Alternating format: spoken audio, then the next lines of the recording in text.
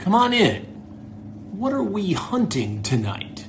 Why don't you just decloak and have a seat right over there? That's right, right over there. Why? Well, because this is Predator and Prey. Which are you? I'm Chris Hansen.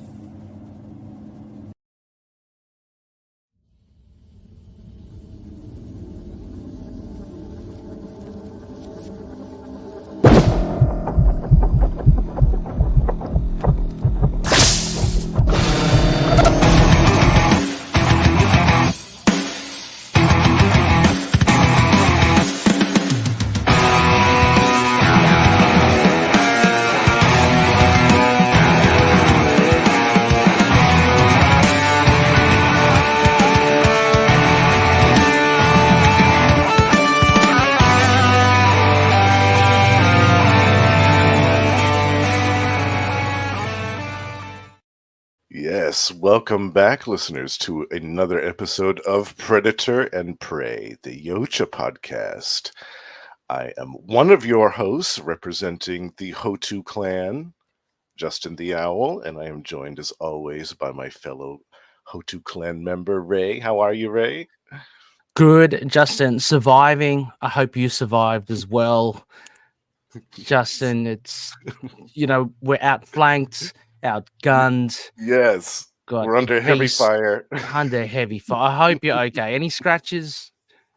A few, but nothing that I can't shake off. Yeah. Fantastic. I was thinking of deploying the nuke. Yes. Yeah, I was thinking of doing that. I was that close to doing it. Wow. But okay. Decided at the last minute not to. That's a good decision. Last minute. Let's not blow up the whole city. Yeah. Because it's great to be back, Justin. It's great to chat with you as always. Of course, it's great to be able to go through another fantastic Predator issue. And we do have a brand new one, Predator: The Last Hunt, number 3 of 4, which was just released. Actually, we're a little bit behind. This issue was released last month, so we're a little bit behind, but not too much. Yeah. No, it's okay. It constantly surprised me, Justin, that like it's at the 4 issue. Like I'm a little bit irked by about 4 issues. I mean, I love Ed Brisson's work. I think he's doing some great stuff with Predator.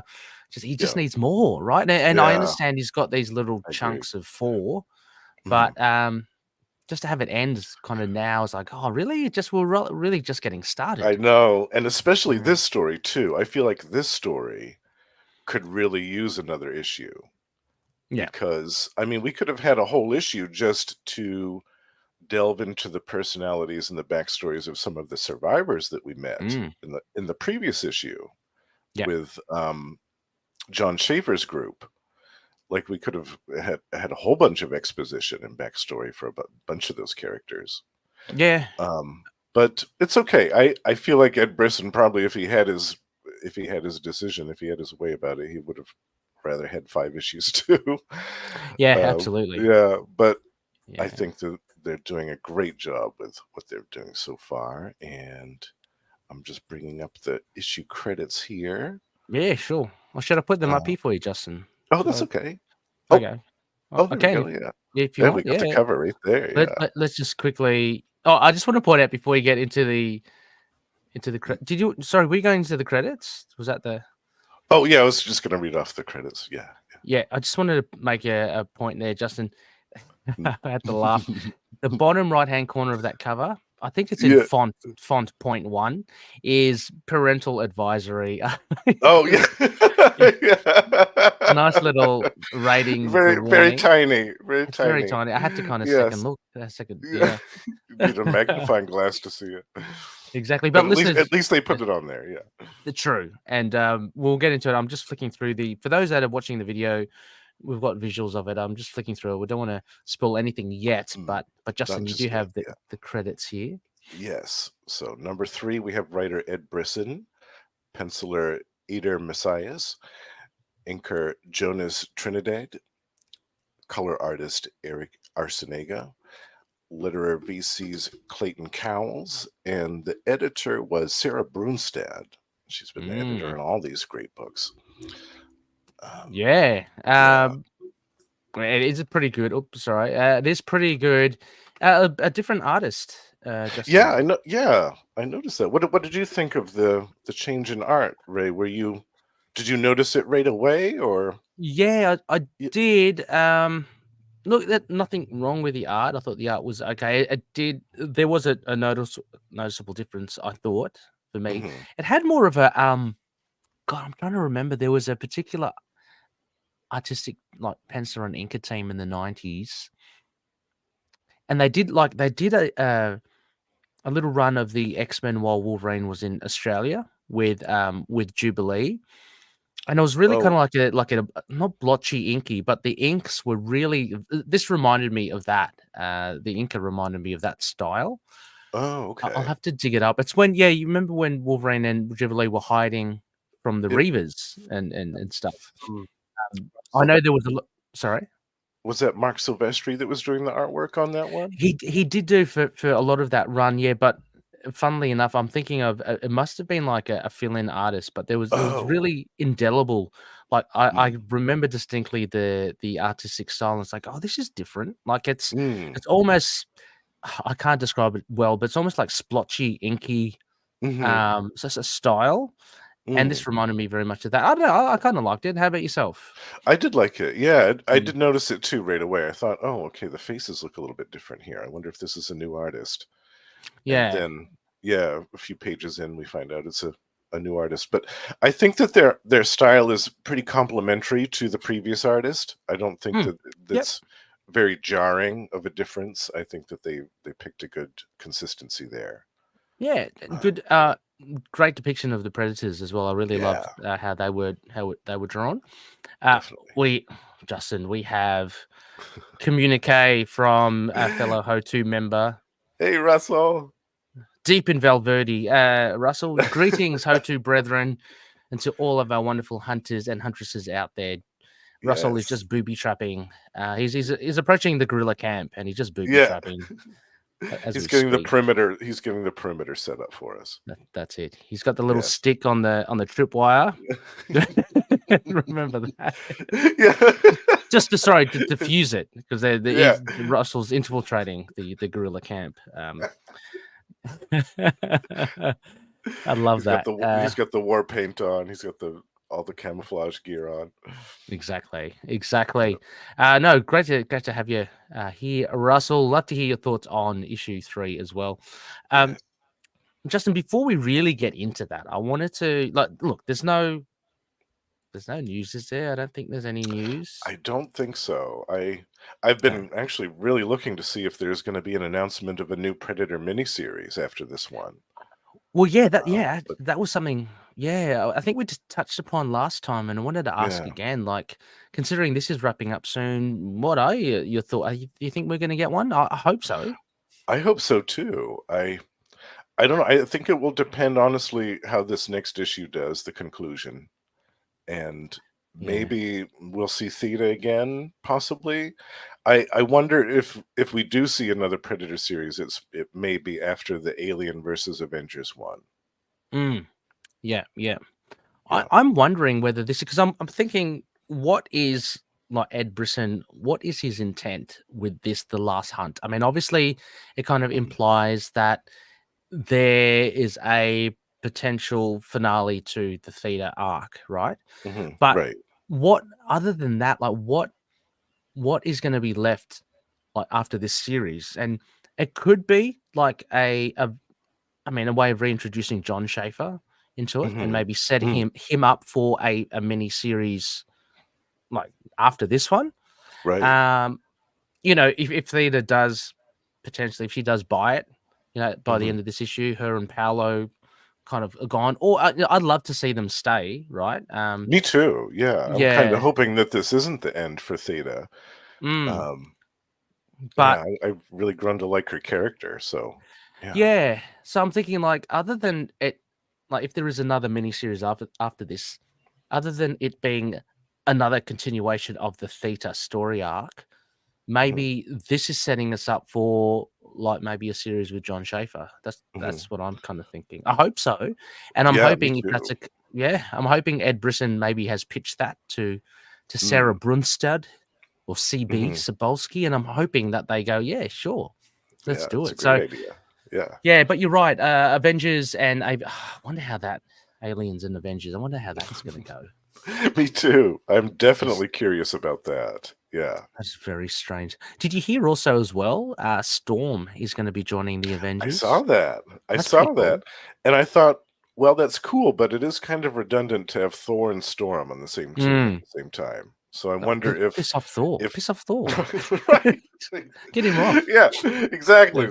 He's been on there long enough. He can take off and do something else. And I always like it when they shake up the roster for the Avengers and have new people on there rather than the stale old, Captain America, Thor, Iron Man crap. I always like it when they change it up a little bit. So yeah, definitely Storm on the Avengers is great. Great fit. Who would you love there, Justin? Namor? I'd love to see Namor back. Yes. He hasn't been on the Avengers nearly enough. Yeah. No, he hasn't. Yeah. I think I'm quite happy. I think Jed McKay is bringing Herc back, which I really love. Ooh. He's in the roster. Yeah. Nice. Well, he's on the front cover at least for good. The Blood Hunt Avengers stuff. So and also see. I mean, but if Hercules and Namor are on the roster against aliens, I mean, seriously, come on. Yeah. There's no chance. No chance. I mean, obviously Storm as well. She's OP. So. Oh yeah, definitely Omega level mutant. Yeah, she'll just whip up a hurricane and just blow all the aliens off into the atmosphere. Blow them all out of the what is it? The airlock, whatever. Exactly. Game over. That's like 5-minute movie. Like, didn't Aliens that happened in 1 and 4 of Aliens, right? First Alien got shot out. Oh, actually 2 as well. The Queen 2 as well. Yeah, at the very end. Yeah. And Resurrection. So nearly all of it. Resurrection, the newborn got kind of all except for 3, I guess. Yeah. Yeah. God, that was grisly. You remember that? It was grisly. Oh my gosh. Yeah. I remember too when I saw that in the theater, there was this woman who was sitting like a few seats down from me who could not stop laughing during that part. Like, she was laughing uncontrollably during that. Really? And I was like, finally, will you shut up? Because that scene went on for a long time. So she's just sitting there laughing hysterically. I was like, will you please shut up? Yeah. Oh gosh. Well, that is a bit of a she does kind of ruin the atmosphere, the mood there with that. Yeah, it was a little much. Yeah, it'd been all right if it'd just been a giggle or whatever, but to laugh that loud and that incessantly, she maybe got some owl claws that day. Well, maybe that's how she deals with trauma. Possibly, Justin, maybe. I mean, when you see some alien hybrid get sucked inside out of a pinhole of an airlock, that's pretty. I guess, yeah. It's pretty grisly. Yeah, that scene is hard to watch. It is. Yeah, it's tough. Yeah, that was more hot. Like, I think that was more like gory horror out of the whole Alien franchise than any other. Yeah. Anyway, that's what yeah, definitely. Back to obviously, HOTU clan members. We do love our Yautja, so we do. Forget the xenomorph. Justin, before we get in that, I wanted to. I spoke to you before about a bit of trophy room. Do you want to? Oh yes. That? Yeah. All right, hang on. Yeah.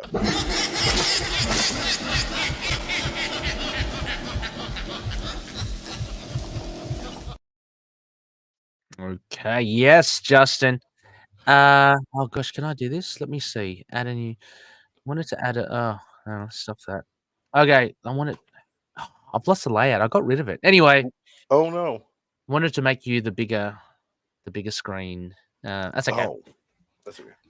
Just anything that you picked up over since I saw you last. Well, I might have shown this on the show before. I can't remember because it's been a couple of months since I got it, but I don't remember if I did. And in the event that I didn't, I need to show it off because I've been waiting literally decades for this. Ooh. This is the ROM.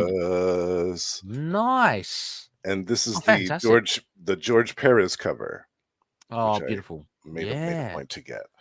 And this collects the first 1 through 29 of ROM and Power Man and Iron Fist number 73. And yeah, this ROM is one of my favorite comic books of all time. It's definitely in my top 10.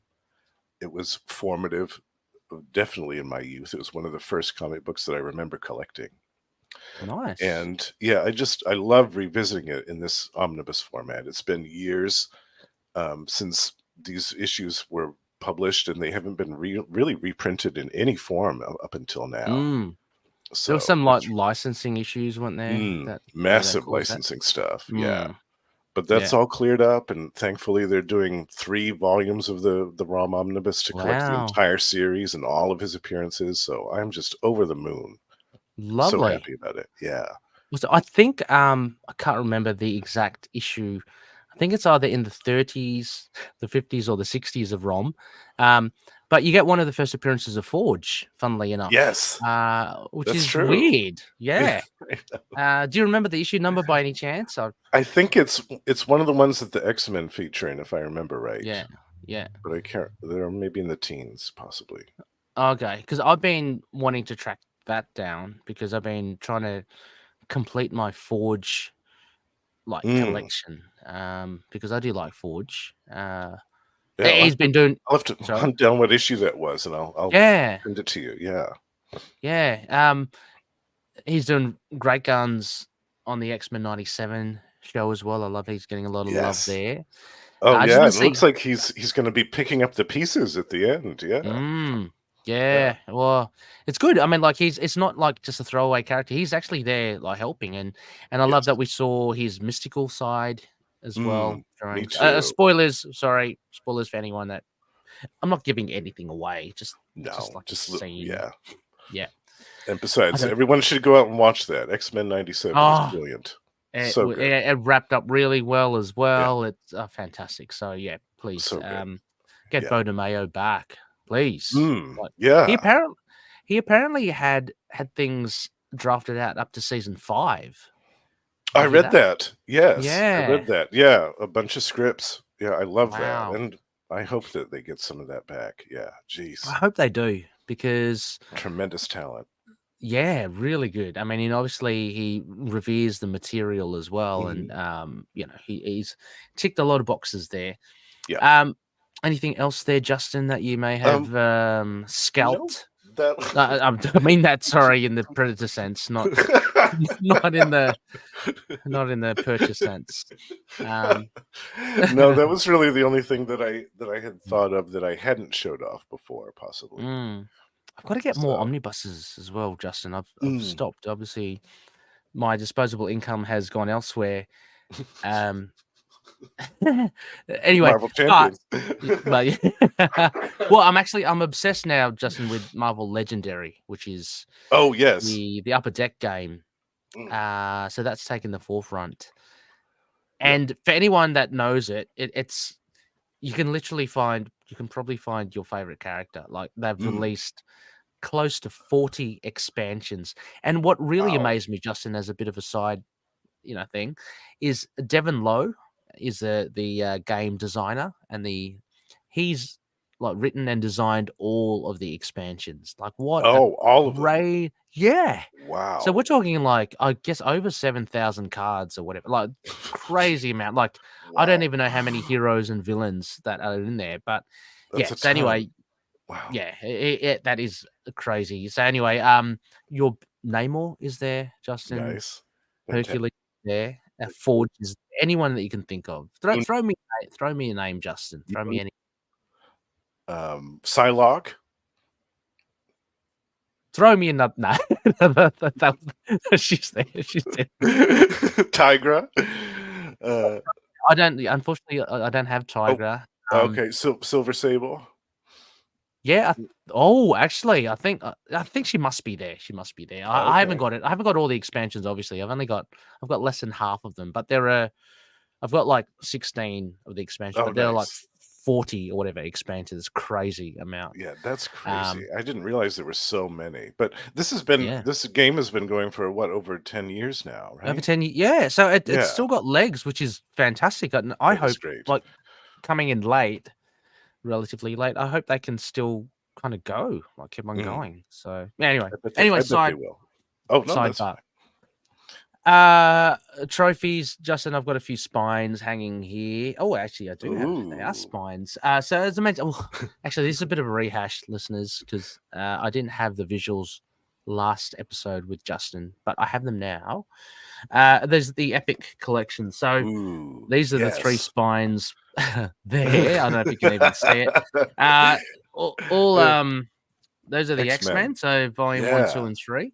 I think they've reprinted volume 1, but I've got the original printing, so I don't know if there's mistakes in it or not. Mm-hmm. And I've got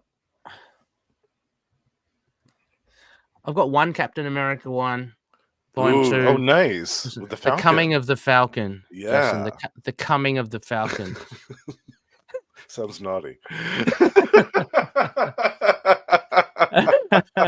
No, I thought I'd dangle that carrot there.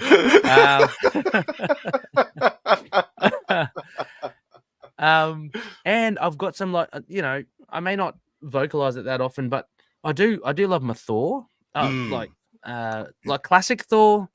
I haven't read Jason Aaron's. I heard it's really good.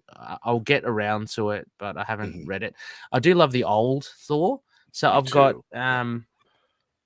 5 of them that I got as well. Apparently, this one is hard. Is out of print and hard to find. That one is very hard to find. I saw that going on eBay the other day for something like $500 or something absurd like that. I said, "What interesting, are you Justin. doing?" Interesting, Justin. Interesting. Yeah, if you want to make a quick buck, Ray, you could. I can buy the rest of the legendary stuff. Fantastic. Well, I just keep that there. Yeah. Make sure it's nice and quick tight. Cash in. Might sleeve it. But yeah, Justin, those are those are the epics. I thought they were fun. Unfortunately, not much by way of Predator. We're severely missing our HOTU member Rasucha here, Justin, to show us. Yeah, always Predator. Yeah, Predator figures. Like, we should. I should looking to get more of that. We know that the Prey figure is out, so yes, I haven't seen any new Predator figures in my neck of the woods in a while since I got that laser shot one last year. Yeah. So I'm still looking, but eventually one of them will turn up. Yeah, I was looking. Sorry, again, just one last thing before we do get into the comics. I was looking, for that steel book of Prey. Oh, steel book, yeah. It's really hard, like. Because listeners, I'm in Australia, to actually find it for a decent price, and let alone for the region, like our region. I didn't think of that. Yeah, it's pretty hard. Anyway, but I'm assuming it's readily available for yourself. Yeah. Yep. I actually saw pick it up, Justin. Yeah, I think I'm gonna get it. Yeah. Otherwise, I can sell this, Justin, and I can buy you one. So. You can sell that Epic collection and get a region-free Blu-ray player. I should, Anyway, listeners, you probably want to, listen to our discussion, spoiler-filled discussion of issue 3. Justin, shall we? Yes, shall we get into that? Let's dive on in.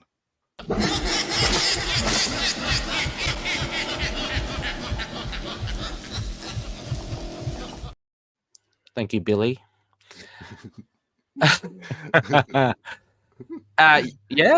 So we've got cover. It is a great cover. I was trying to figure out. Yeah, Theta. She's not doing the best on the covers, is she? Like, this is a very dire moment. Yep. Mm-hmm. But Justin, you stage perfectly for what we see inside. Oh, it does. Oh my gosh. And you have read out the credits, so we don't need to go through that. Look.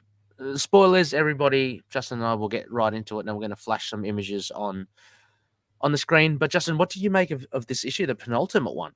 I love this. I love this so much. My complaint on a lot of issues, especially new ones, is the fight scenes aren't long enough. There's not enough action. There's not enough this. But I have none of those complaints about this issue. It was unrelenting. Unrelenting, cover to cover action. It did not let up for a moment. The pace was incredible.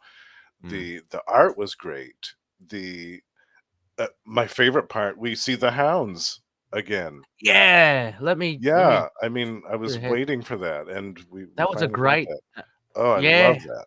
Yeah, a nice little kind of that page was fantastic. Yeah, this is some great artwork here. You kind of like saw, like you got the benefits of their kind of anatomy, if that made sense. Like in the movie Predators, you see the hounds and they're all spiky and stuff, but they're pretty much just like dogs. Over here, they actually use their spikes to ghastly effects. They impale people. They use it to pin people down.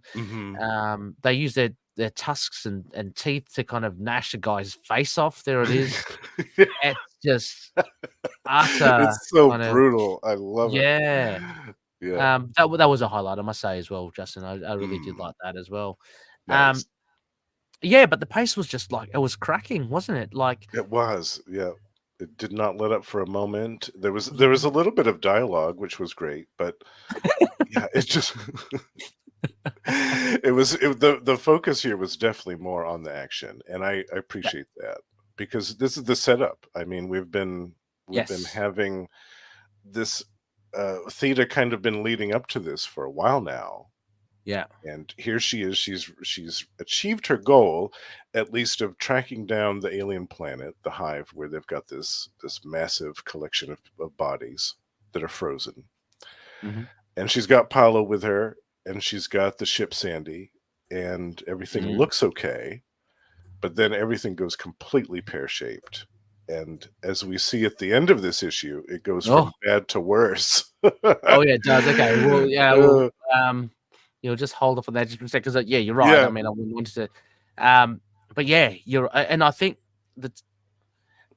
we called it as well in the last episode, saying that issue 2 was kind of a setup. It was a real quick setup, because Brisson wanted to introduce this kind of whole mob of people in there, and there was a little bit of telling stories about how they came to be and stuff, but it was kind of teasing what was to come, and with it, penultimate issue generally has the big kind of moments, and then it kind of peters off into the last issue to kind of close things out. And boy, did it do that here.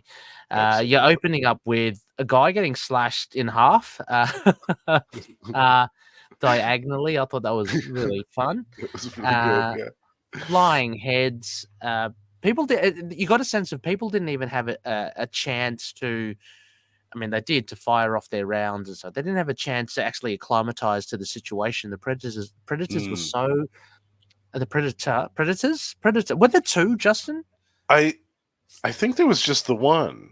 Okay, we'll get to it soon. But I thought that there was one moment there when I thought there were two, and I thought Theta was flanked by them towards the end, but I could be wrong. Anyway, it was a little bit. You mean, but yeah.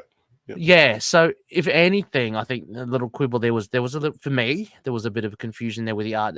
If there were two predators, to make the uniforms or something a lot more distinct, I was kind of second guessing, like, hang on, because the guy just shot. Okay, let's go through it. The guy just shot the predator in the face. Right. This time here, so this guy, his friends get killed easily. The guy point blank in the head, bang, right in the face. Yep. And then he's like, "Yeah, that's how you do it." Then the same predator comes back. Like, how? Like, I thought the idea was the surprise, like from behind as well. So I thought surprise was, another one has come in too. But you're right. I think from the armor, it looks like it's the I think it's the same one. Yeah, it's like the super predator, I guess, is what the appellation was in the last issue. They talked about it was a super predator. So. Because I found that then, like the way that, the images lead the eye and the stuff that, the kineticness of the layout, I think that was a little bit muddled. because for me, I couldn't understand how he hits it point blank. And it goes flying back. He would have seen it scuttle around and behind it. You know what I mean? Yeah, Like, it's almost like he shot it and then turned his back to it to say that little piece to everybody else. Well, that makes sense. It's kind of silly that he would do that, but yeah. Yeah. But I mean, actually, that would then make sense of what happened. Like, because if he does turn his back on it, but that I don't read that. Yeah, you kind of have to assume that, which is like what you did. I assuming he's just stood exactly where he did, and the predator fell down in front of him. So it's like, well, how did he get attacked from behind? But you're right, he must have turned his head. And I think that maybe the artist could have maybe conveyed that a bit more clearer. I don't know. Yeah, but other than that was just a little quibble. Yeah. But yes, sorry, Justin. The it was great. You didn't have much stuff from John Schaefer. He seemed a little bit shell shocked. The whole thing. It's almost like this is a new predator that none of them have seen before. Yeah. And so you were mentioning, is it meant to be a super predator? Like, I seem to recall there was some solicit for this issue, perhaps, that described him as such. Yeah. Because again, like, how would we know? Like, unless you read the solicits, like, true. It's not explicitly stated anywhere. Yeah. Like, I love I think last episode you called it. I think it's been dubbed the Nightmare Predator.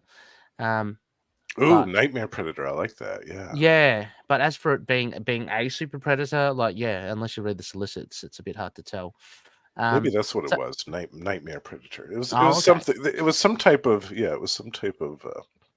distinct title for it. Yeah. Yeah, I think in hindsight it does have a distinct enough design. If we go here, the helmet with the spikes, and it's got that insignia in the middle of the helmet, and it's got tusks. So fair enough. It's looking very good. Kind of gunmetal gray look. Yeah. And what we have here is that Theta she's a bit shell shocked herself, because we get her kind of thoughts going. She basically screwed up. She actually led these people to their deaths. She shouldn't have interacted with them at all. You know, herself and Paolo shouldn't have done any of that. But they've decided to do it, and they've just got ambushed. And you're right. I mean, we do see Paolo gets set to go back and collect the Sandpiper and basically evac, get the hell out of there. Swing the ship by and collect everyone. While I think she's trying to save as many people as she can, but people are getting killed every second. Mowed down left and right. If it's not by the predator, it's by the hounds. Oh, I found the hounds scene so cool. Yeah, they're hard to kill. Like the guy as well is saying, we used to have wild boars. They're not that tough. But he shoots them, and I like this because, again, it's something that you kind of, I don't know if many readers or all readers will pick up on it, but the fact that he's shooting it a lot. You know how in the movies, they're almost like bulletproof. They've got like armor, like hard hides. Yeah, and I think that's what was conveyed here. That the guy kept on shooting at them. They're not wild boars. So he's like, oh crap, like they're not going down.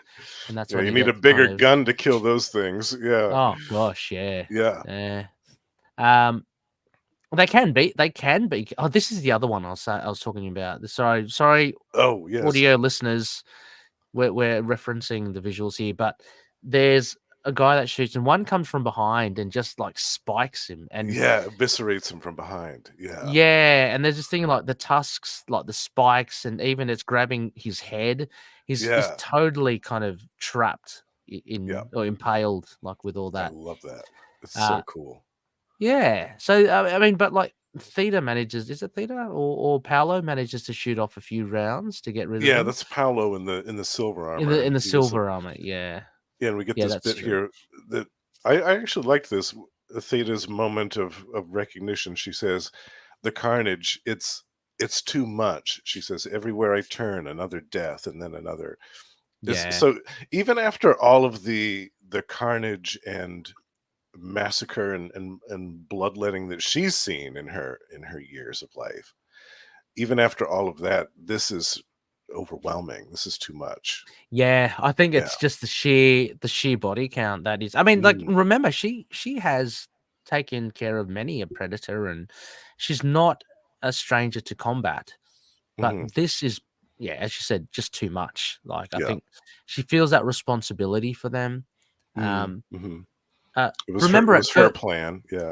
Yeah, and even more so, remember, she initially didn't want to take them. Like, she said, there's no room on the Sandpiper. And they were going, well, we can't just leave us here, like, in tents. Like, you've got to help us. And then it's like, then they decide, why don't we just go and try and kill these bastards? So she feels that weight on her even more.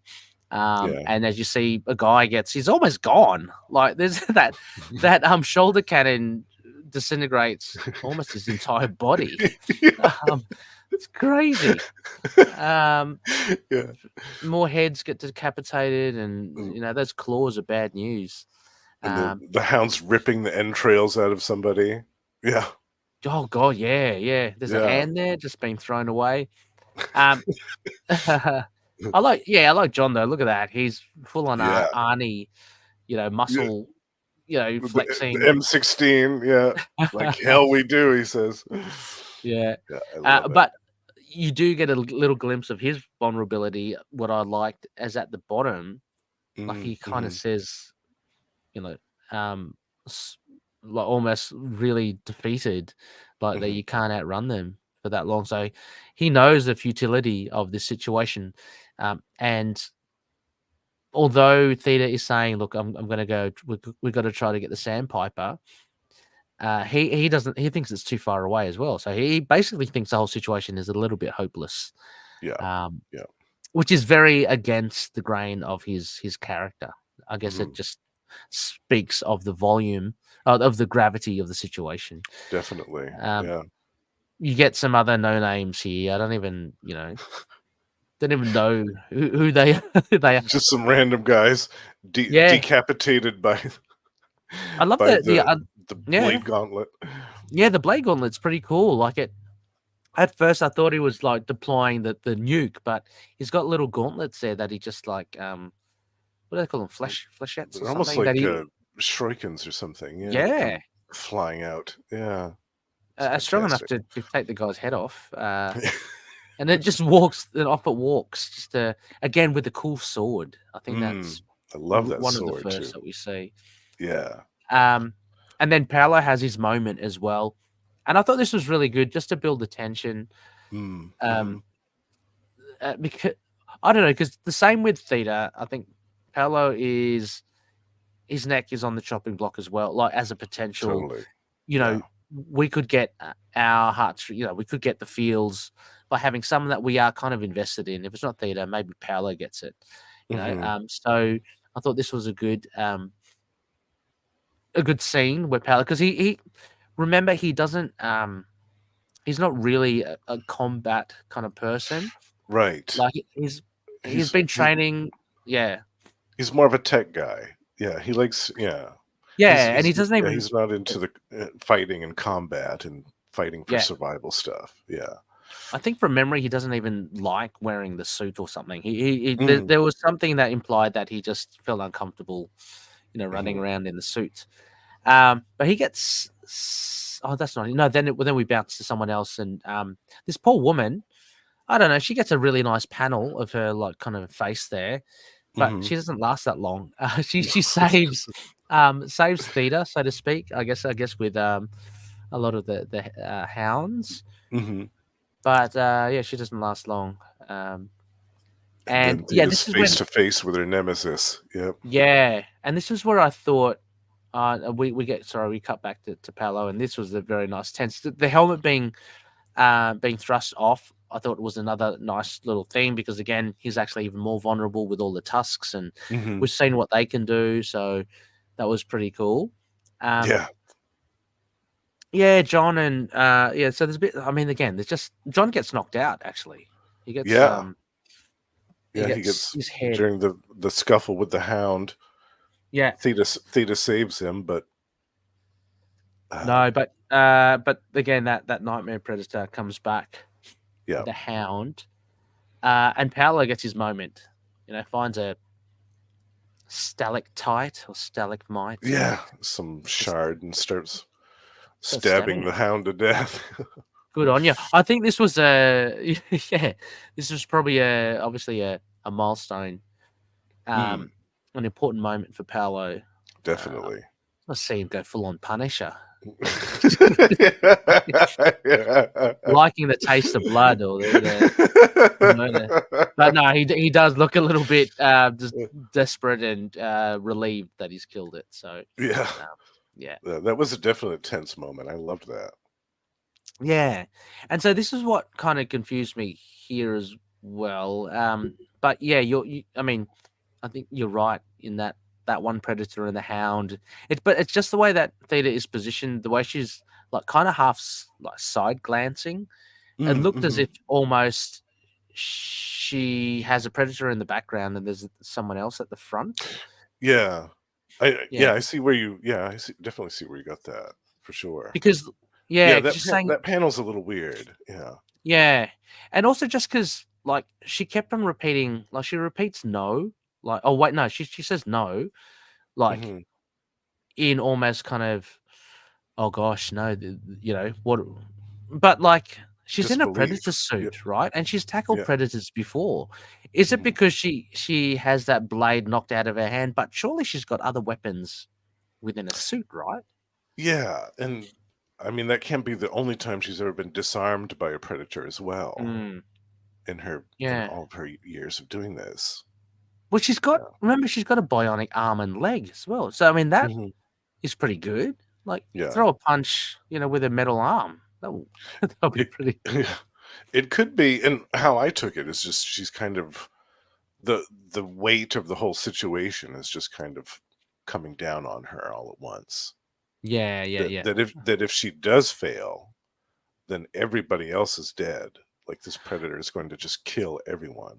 Yeah, and you throughout the whole issue, you just get bodies strewn everywhere. So just to remind us that it is a full-on massacre.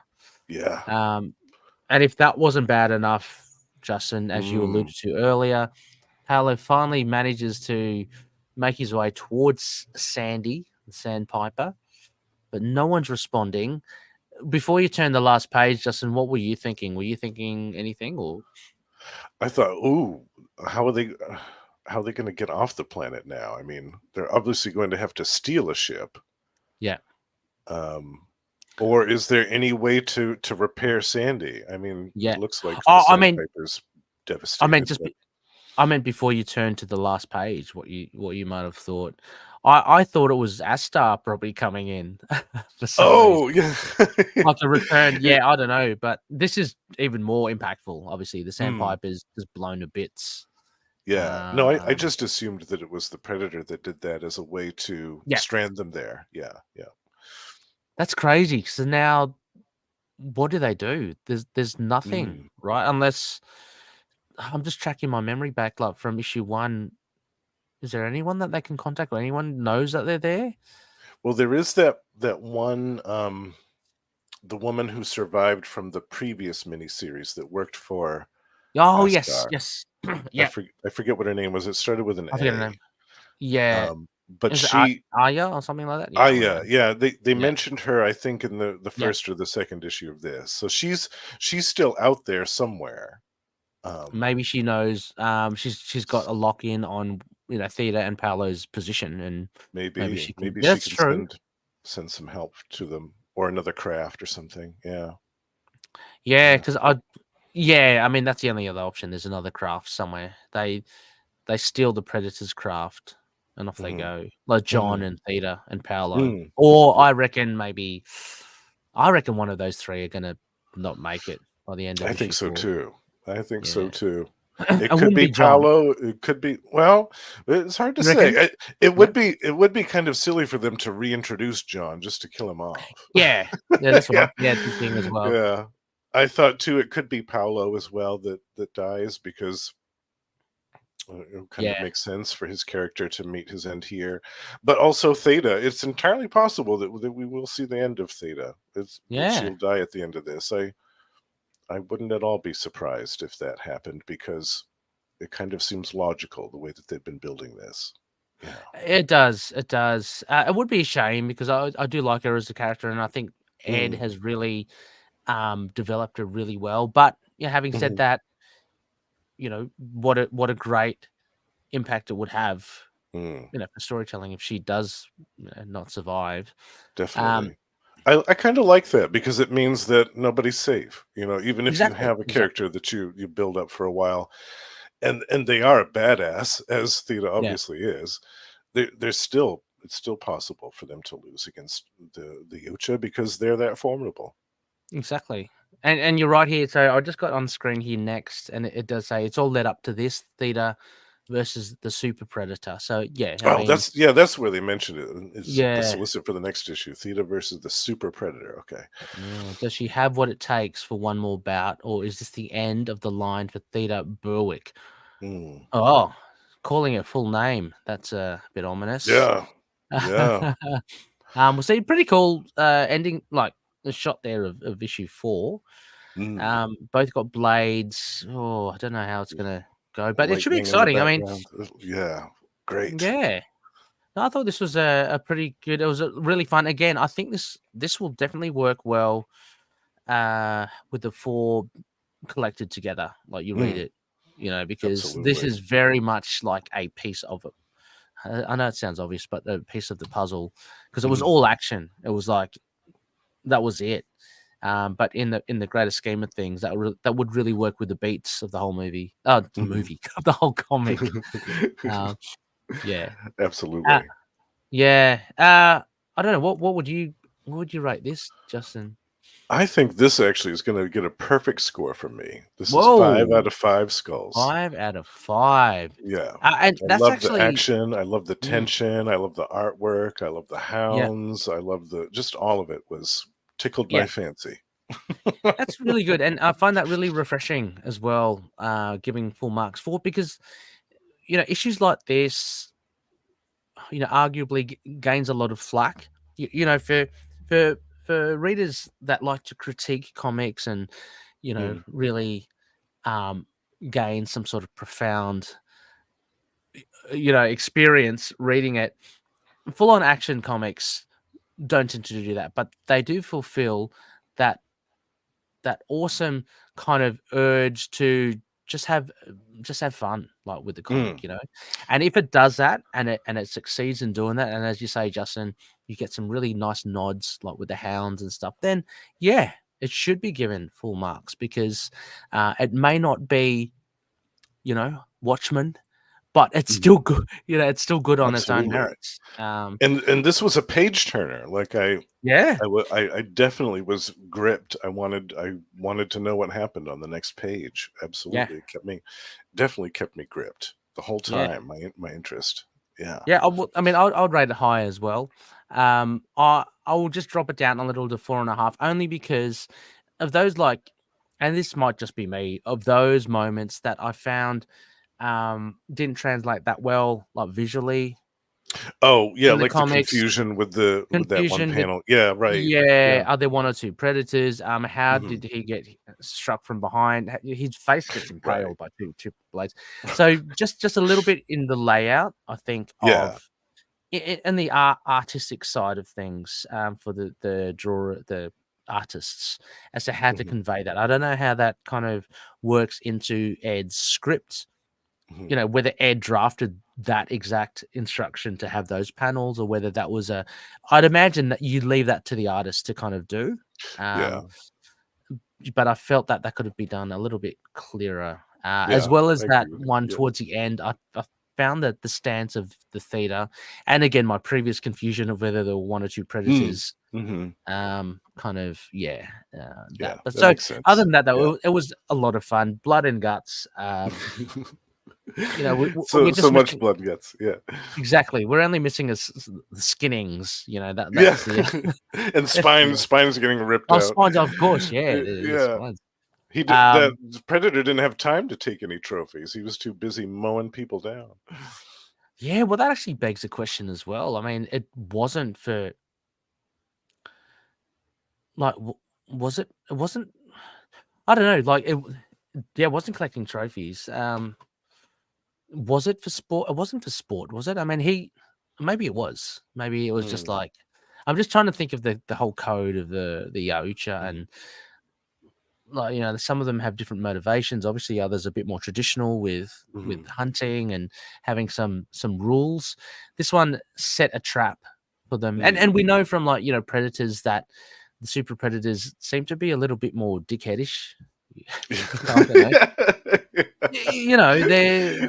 they have a superiority complex. They do. But what happened in Predators? It strung up that other predator, and it was like doing that. Yeah. So we know they're a little bit, off in that sense. But yeah, that just gives me it makes sense to me too that maybe the only trophy that this one wants is Theta. Or John Schaefer. Like maybe the rest of them just weren't worth it to the super predator, but those two and Paolo maybe are the ones. But what are the connections? Is it because it's pissed off that Theta and Paolo are wearing the suits? I mean, or is there a history to it? Is this because Theta already killed, right, the predator, the mandible predator, as Ed had dubbed it, that had murdered her family, right? Yeah. So yeah. It could be that she's kind of become a legend within the HOTU as well. Of course. Where they know that, she's killed a bunch of their kind. Of course. And she's escaped from the farm, from the place where they have all these bodies. Yeah. So absolutely. It could be that she's kind of become a legend amongst them. And for the super predator, that could become irresistible. Like a legend amongst the HOTU to kill her would be major honor. Yeah. I was thinking also as well because of the whole premise. Remember, we got the story from John that they escaped their pods and they killed, out of 300 people, only 50 or 20 survived. 50 or something. Yeah. Yeah. Maybe this super predator is kind of like a cleaner of sorts, just mopping up. And Theta's obviously on the list as well, as you said. So that could be part of it as well. Anyway, it's very very enjoyable. So HOTU fans out there, definitely stick with it. There's only one more issue to go. And it's coming out soon. I think it's coming out this week, actually. Yeah. Oh, awesome. And then fingers crossed we get something after. I hope so. Yeah. I'm still hopeful. Yeah, me too. I don't see any reason why they would stop it. I think that these have been fairly successful. I think I remember Sparky saying that in her comic shop, these sell very consistently. So, well, we know the Big Brother Aliens probably is doing quite well. It's just whether or not Predator kind of can get. I think the Predator versus Wolverine, I think that went pretty well. So, I think that was fairly well received as well. I think that sold fairly well. Yeah. Yeah. So hopefully we'll see more. But listeners, that wraps, I guess, issue 3. Justin, any other final thoughts before we? No, shoot out? Yeah, I'm really excited to read the conclusion of the story. Me too. I'm excited to see where they take this. Can I just say one other thing? Final thing is that I hope then this super predator survives as well.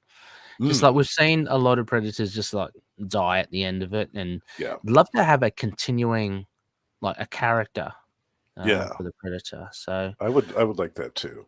Yeah, let's see if this one sticks around. Yeah, we'll see. We'll see. So listeners, please let us know what you think as well of this issue. Send in your feedback. Send in your feedback on all of the issues that have come before. Absolutely. The first, the second, or you can wait until after the miniseries is done and send in your thoughts as a whole as well. True. Would love to hear all the feedback. Oh, I would love to, and drop a line. I know probably didn't let everyone know when we are going online, but if you do come across us and we're live streaming, just drop in, say hello. Shoot a shuriken at Justin and I. Keep us awake. So very good. You can contact us through various means. Of course, email predpreypod@outlook.com. We're on X, Facebook, Instagram, YouTube, Blue Sky as well, and Discord, of course. Sparky's over there, keeping the thing running. Some great discussions there as well. So please join us for all kind of Predator discussions. It's really good. Super fun. Yeah. Well, Justin. Yes. Always fun. Always a fun chat.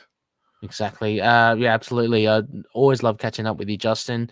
For this, we'll be back again soon for the last one.